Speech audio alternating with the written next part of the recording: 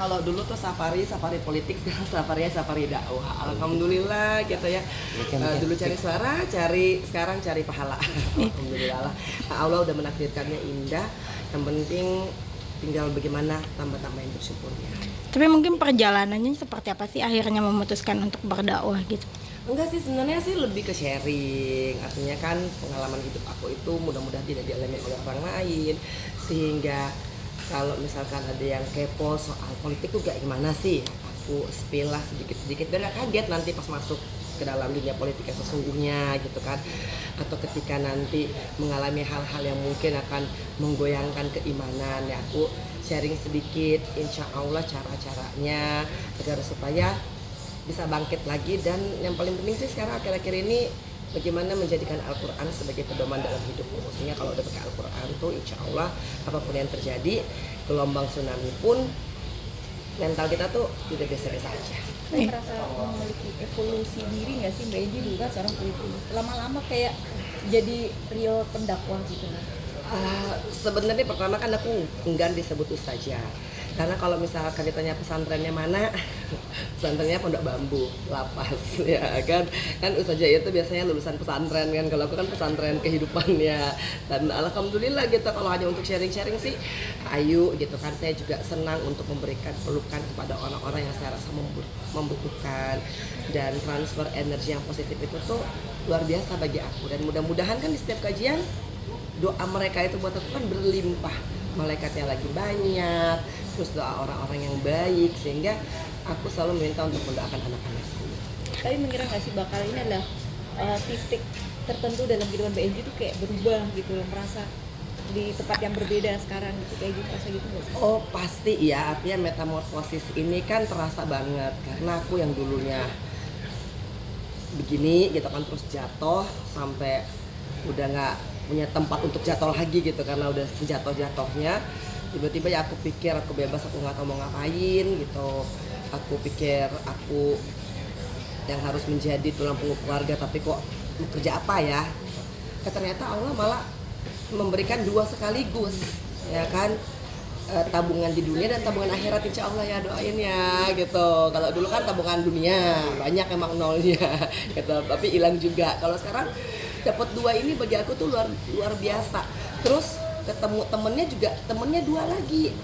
Nah, temen di dunia yang insya Allah soleha, terus ketemu lagi temen di alam kubur nanti. Oh, jadi tuh double gitu. Jadi aku alhamdulillah, terima kasih ya Allah. Jadi ada makin niatan untuk memperdalam agama atau kayak gimana sih Mbak Eji kan sekarang Ya, banyak aku juga kan harus menambah jus aku yang agak sedikit terlantar karena aku agak banyak jadwalnya safari, sehingga untuk mempertemukan aku dengan guruku, nah itu kan perlu kecocokan waktu. Nah giliran udah ketemu akunya lupa. Nah jadi itu yang sedang aku memformulasikan. Tapi bagi aku mudah-mudahan sih dengan aku sharing ini itu juga jadi ibadah tambahan. Dan aku memang kalau untuk hafalan begitu kan perlu kekusuan ya. Jadi paling nggak tuh 3 bulan tuh kita harus ngadem sendiri, nggak boleh diganggu apapun juga. Kalau nggak nanti tiba-tiba dari ini contoh aja ya, dari Al-Baqarah kok bisa loncat ke An-Nisa gitu kan, atau lagi baca Al-Kahfi loh kok tiba-tiba udah surat lain gitu, karena mengacak gitu. Tapi mudah-mudahan lah, Allah mudahkan. Yang penting sekarang diberikan kesehatan. Kemarin sempat ngedrop di hari pertama, titik pertama lagi, ya Allah ya Rahman ya Rahim, sementara masih ada 7 titik. Tapi itulah, mudah-mudahan niat baik saya dan juga tim itu berbuah pahala. mau ada safari itu Mbak maksudnya? Safarinya mungkin udah berapa titik nih, mungkin Ya, kesibukannya jadi seperti kemarin apa? baru dari Semarang, ntar ada di Jogja, habis itu aku ke Pekanbaru, habis itu aku ke Palembang. Bismillah, ini tinggal menantikan supaya Keanu bisa ready untuk ditinggal. Nah, Oma kan udah kita mulai training, alhamdulillah. Yang sekarang tuh yang ngejaga juga udah alhamdulillah. Jadi aku udah boleh tinggal 2 hari, 3 hari, alhamdulillah. Kemarin juga ke Barcelona, mamaku aman-aman aja, alhamdulillah, karena udah ketemu tandemnya dari Manado, jadi bahasa Manado. Iya. Allah mudahkan sih. Iya, tapi mungkin dengan safari tersebut kan ngedrop. Kenapa sih, mungkin kecapean kah atau perlu adaptasinya kah atau bagaimana nih semua? Iya, karena memang kalau misalkan tidak hanya sharing ya, tapi kan setelah itu kan banyak yang curhat, banyak yang pengen minta foto, nah dan banyak yang ingin meluk gitu.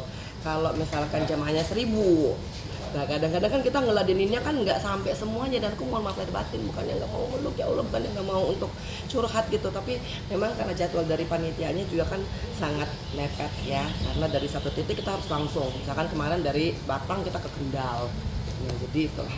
Oh, di satu titik lain bahwa kehidupan Mbak Enji sekarang juga sudah punya besan, kayak gimana Mbak? Ada perbedaan? Alhamdulillah, biasanya juga survive, alhamdulillah gitu. Terus aku juga bisa menangkap ketulusan hatinya. Jadi kan mungkin karena inner heart aku kan udah terlatih gitu. Kalau ketemu orang kita bisa ngeliat kan, maksudnya kita ngerasa gitu loh, ya Allah ini mohon maaf ya kan pengalaman juga, jadi kita tahu mana yang pura-pura, mana yang tulus, mana yang bersih, mana yang enggak kan.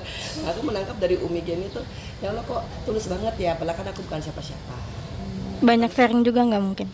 Karena mungkin satu alumni Universitas Indonesia gitu UI, jadi bicara soal pola pendidikan, pola asuh, kemudian juga background daripada pendidikan juga jadi nyambung kali ya di situ ya. Dan kan juga emang Umi orangnya asik. Terus kemarin aku juga diundang ulang tahunnya kan aku lupa kan namanya. Allah Akbar kabira ya, karena saking banyak banget kan kakak beradiknya gitu. Terus aku kirimin sejadah, aku kirimin mukena. Yang penting mudah-mudahan untuk menambah ibadah. Iya. Anak-anak juga sekarang kan lagi honeymoon, seperti apa sih mungkin? Iya, justru karena itu belum kontak sampai hari ini. Masya Allah ya kan, alhamdulillah. Tapi kan kalau misalkan kita orang tua kan ya itu, kita hanya menyertainya dengan doa. Iya. Memilih negara tujuannya itu mungkin sempat diskusi dulu nggak sih, atau ada ceritanya? Dari nikah sampai sekarang belum komunikasi. Alhamdulillah ya, alhamdulillah. Iya. Tapi Mbak Enji waktu itu dia sempat udah pindah rumah belum sih? Aku justru tidak mengikuti ceritanya gitu kan, karena memang sudah menikah dan sudah mempunyai keluarga yang baru gitu kan itu juga orang tua nggak boleh egois nanya ini udah begini ya gitu. Nah biarkanlah kalian dan Torik hidup berbahagia, menikmati masa-masa bahagianya. Bismillah, kita mendoakan dengan doa yang setulus-tulus. Artinya nggak komunikasi karena memberikan waktu untuk hangat-hangatnya pernikahan muda gitu ya? Orang tua itu kan memang seyogyanya demikian ya, mudah-mudahan ya umur berapa udah jadi orang tua adalah ketika anak datang berarti anak lagi perlu ya kan, baru kita memberikan waktu. Kalau misalkan kita nggak merepotkan mereka kan lebih baik ya, artinya mereka juga merasa nyaman menjalani hidup mereka. Tipe orang tua yang minta cepet-cepet punya cucu nggak sih? Komunikasi aja belum, apalagi minta. Alhamdulillah, kalau aku itu kan udah apapun yang terjadi dalam dunia ini udah mangdalazi asma'u indahu ila bi'izni. Semuanya itu udah digariskan. Kita juga mau paksa hari ini nggak mungkin jadi juga kalau emang kalau nggak ridho. Jadi kalau udah menjalani dan menerima apa aja yang hadir, itu kayaknya lebih enak. Kalau dia kasih cucu cepat, alhamdulillah. Kalau belum juga alhamdulillah. Pasti itu semua baik.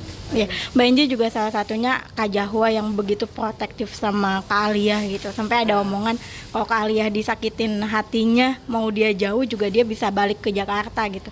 Seperti apa sih mungkin? Kabarnya pasti begitu kali ya gitu. Jadi aku rasa itu sebenarnya sangat wajar dan manusiawi, siapapun juga. Nggak usah kakak beradik, temen deket aja disakitin pasti temennya bereaksi gitu kan. Tapi maksudnya kalau kita tidak ingin membawa, kalau saya sendiri nggak ingin membawa vibes sakit hati, nggak mau membawa vibes orang nyakitin gitu. Kalau bagi saya apapun yang terjadi itu kan pasti ada baiknya. Kalau misalkan dizolimi ya alhamdulillah, kalau dilupakan juga alhamdulillah, kalau digeser alhamdulillah, kalau dicuekin alhamdulillah, itu semua alhamdulillah. Karena dari kejadian-kejadian itu kita dapat pahala. Ketika kita mulai memaafkan, ya Allah alhamdulillah. Doa yang tidak bisa ditolak oleh Allah adalah doa orang yang terzalimi. Kita dizalimi, kita doa. Kita dicuekin, kita punya pahala untuk bisa apa? Menerima. Kita digeser, kita punya pahala untuk bisa memaafkan. Jadi semua itu tuh kejadian ada pahalanya kalau kita mengambil. Iya. Assalamualaikum warahmatullahi wabarakatuh. Waalaikumsalam.